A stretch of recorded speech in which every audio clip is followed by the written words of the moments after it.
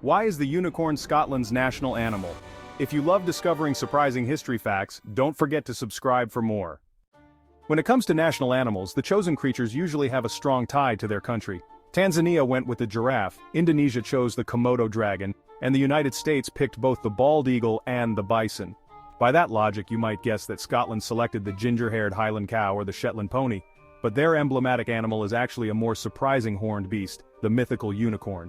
The unicorn rears its horned head in films and TV shows from around the world and is a staple children's toy.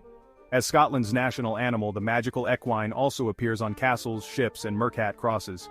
The reason for this seemingly odd selection isn't because Scotland is a nation of unicorn lovers, rather it's thanks to the country's bygone kings. Rainbows and unicorns and royal arms? The first king of Scots who supposedly showed an affinity for unicorns was William I, often known as William the Lion, who ruled from 1165 to 1214. William is said to have had a unicorn added to the Scottish royal coat of arms, the shield of which is a red lion rampant on a yellow background, but no evidence of it has survived. The oldest extant version of the royal arms with unicorn supporters can be found carved into a stone above Rothesay Castle's gateway.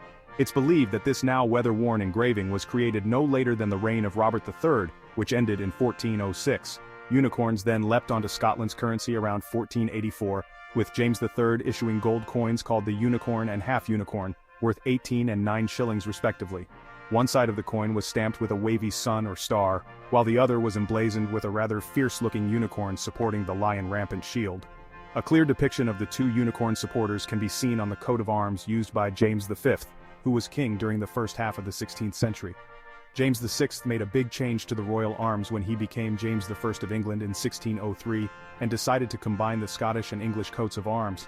The Scottish version has the unicorn standing in the dexter position, the dominant position on the right from the point of view of the shield bearer, while the English version has the English lion on that side.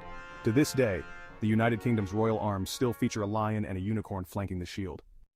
A unicorn of a different color.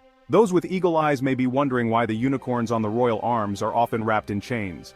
That question gets to the heart of why Scottish kings likely chose the unicorn as their emblem in the first place. Early accounts of unicorns depict them as real animals that were wild and fierce, qualities that kings would almost certainly like to be associated with. The first written description of a unicorn comes from ancient Greek historian Ctesias in his Indica, which was based on stories from traders. He describes it as a horse-like creature with a poison-curing horn, which is white at the base, black in the middle, and red at the tip, on its forehead. He states that to take them alive is in no way possible, because they will fight to the death rather than be captured.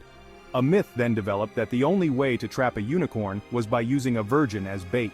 The first known reference to this tactic goes back to the 7th century, with scholar Isidore of Seville claiming that a unicorn can be lulled to sleep in a young girl's lap, having laid aside all ferocity.